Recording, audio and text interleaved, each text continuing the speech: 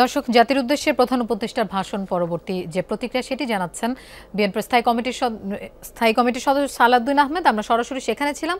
এদিকে জামায়াতে ইসলামের secretary general অধ্যাপক মিয়া গোলাম পরোয়ারও প্রতিক্রিয়া জানাচ্ছেন। আমরা সরাসরি সেখানে চলে যাচ্ছি।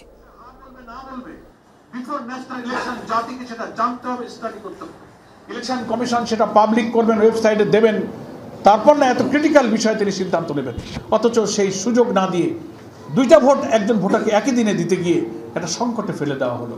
আমরা যে সংকট নিরসনের জন্য বাংলাদেশ জামাত ইসলামী সহ 8টি ইসলামী এবং দেশপ্রেমিক সমমনা দল দাবি করে আসছি যে এই ভোটটা জাতীয় নির্বাচনের আগে করতে হবে, তাহলে এটার আইনি ভিত্তিটা দৃঢ় হবে। এটা নিয়ে পরবর্তীতে আদালত এবং আইনি ভিত্তি নিয়ে কোনো প্রশ্ন উঠবে না। সেই সংকট কিন্তু রয়েই গেল, এই সংকটটা নিরসন হলো না। এটা হচ্ছে আমাদের জামাত ইসলামের আপাতত প্রতিক্রিয়া। আমাদের একই আন্দোলনের সাথী সহযোদ্ধা আরও 8টি রাজনৈতিক দল ইতিমধ্যেই প্রত্যেক দল তার নিজ নিজ দলীয় ফোরামে তাদের এই ভাষণের উপরে প্রতিক্রিয়া পর্যালোচনা নিজেরা করছেন এবং পরে আমরা 8 দল সম্মিলিতভাবে আমাদের করণীয় ইনশাল্লাহ স্থির করব।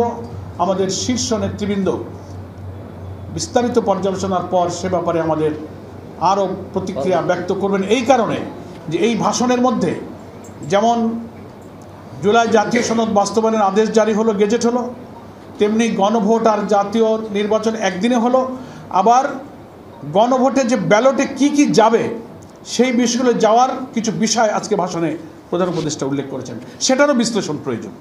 এই জন্য আমরা জামাত ইসলামী আজ সন্ধ্যায় পরে আমাদের সর্বোচ্চ অ্যাপেক্স বডি নির্বাহী পরিষদ সন্ধ্যা 6টায় আমরা আমাদের এই ভাষণের উপরে মূল বিষয়ের গভীরে আমরা পর্যালোচনায় বসতেছি। সেখানে আমাদের লিগ্যাল এক্সপার্টরা থাকবেন। আমরা আশা করছি বিস্তারিত এই সব বিষয়ের খুঁটিনাটি পর্যালোচনা করে আমরা এ ব্যাপারে আরও বিস্তারিত প্রতিক্রিয়া ইনশাল্লাহ আপনাদের কাছে পরে জানাবো।